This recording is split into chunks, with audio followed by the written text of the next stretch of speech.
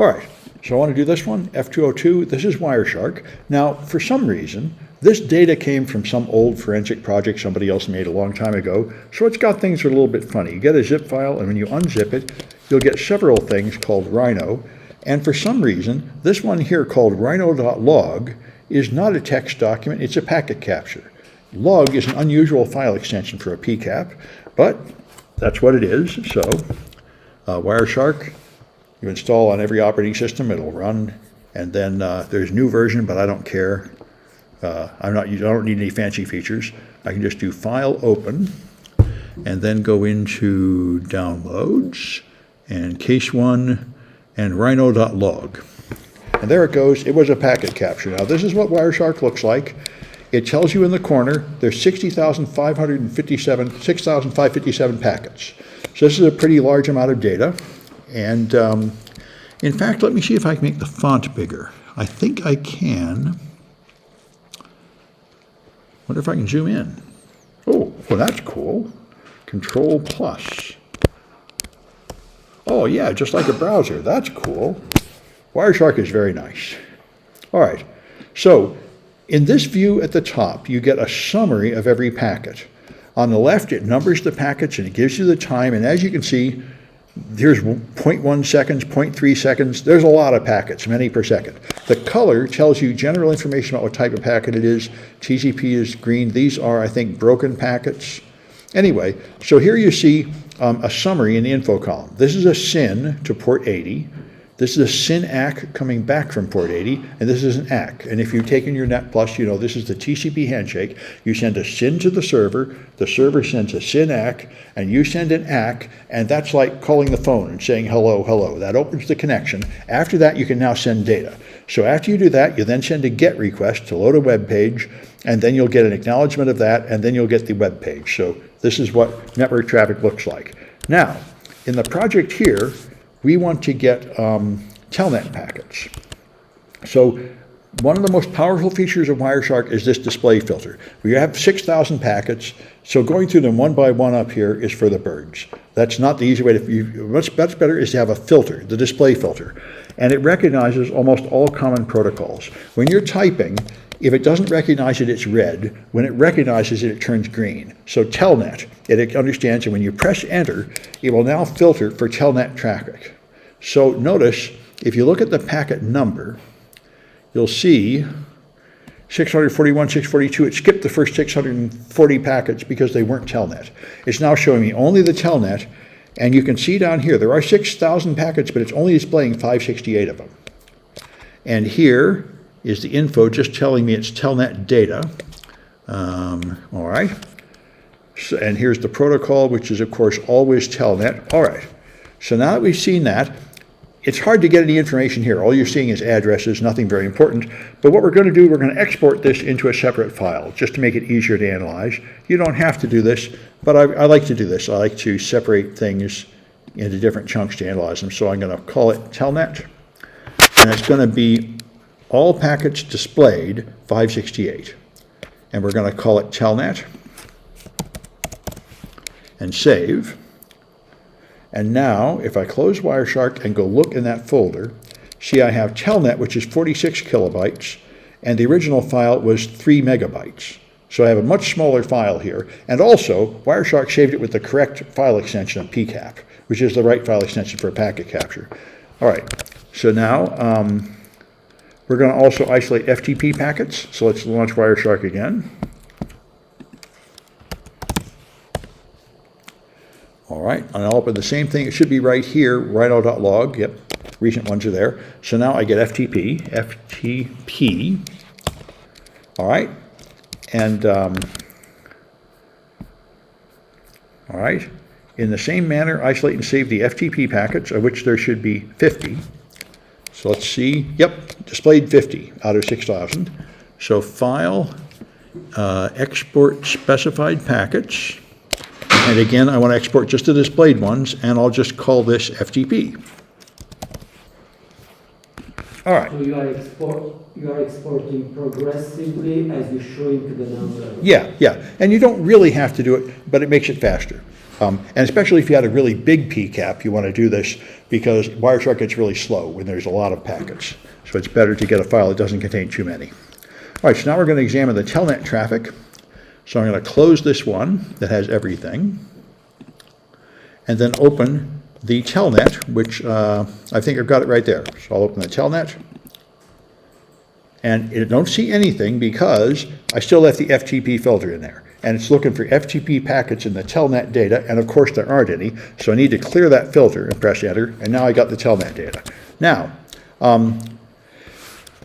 you don't get much good out of it this way, so the way to get more good out of it, instead of looking at packets one by one, is to get a view of the way this looked to the actual user that was typing the data in. And you do that by right-clicking one of these, and then follow TCP stream. And what this will do is lay it out the way it looked to the user. The stuff coming from the server is red, the stuff coming from the user is blue. So here's some unreadable stuff, Sun OS, really old data here from a Sun workstation. And now here's the login. They log in with apparently the name GNOME, and by the way, this is really common. The user sends a G, the server echoes it back, a G. So we really only type the G once, you see two. Then they have a password, and that's incorrect. And if you go down here, it looks like they later had a better password and got in. Here's a login message. Then they did things like do ls-l, list the current folders, the current running processes, and so on. So they're doing various things, then they're changing a password. So this is very useful. It gets rid of all the addresses and time and everything, and just let you see more or less what the user saw when they entered this data. So following the TCP stream is extremely useful to find out what's going on. And so when you read through this, they make a few unsuccessful attempts to change a password and log out. Now, there's more than one stream here. Notice the stream number.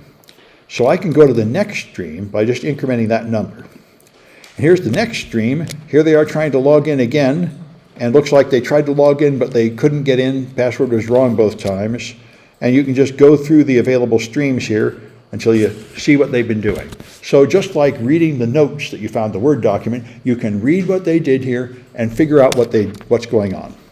So eventually the user leaves a message to John in a new file, and you'll find the name of that file here, and that's the flag. So you have to read through these pages until you find that evidence.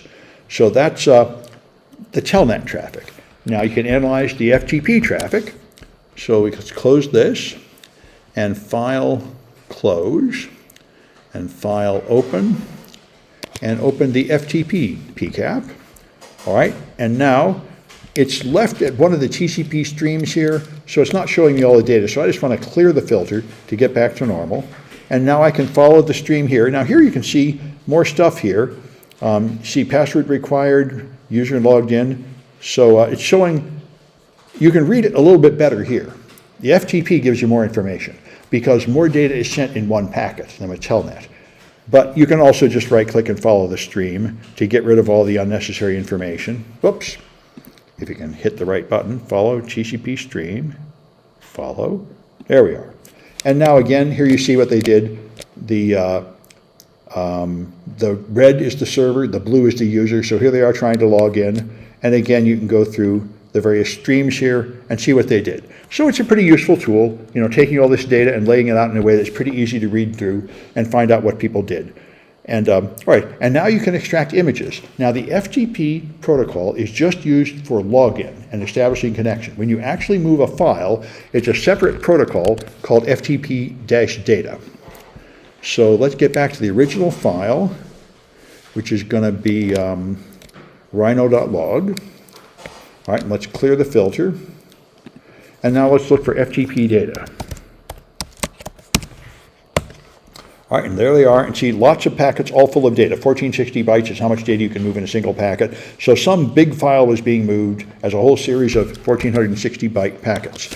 And if you look at the TCP stream of this is going to be raw files. And this is something you have to get used to in forensics, is looking at raw data. So what you see is some kind of data, and this is the way, when you print binary data as ASCII, you only see some of the characters, but you learn to spot them. Like all JPEG images start with this JFIF near the start.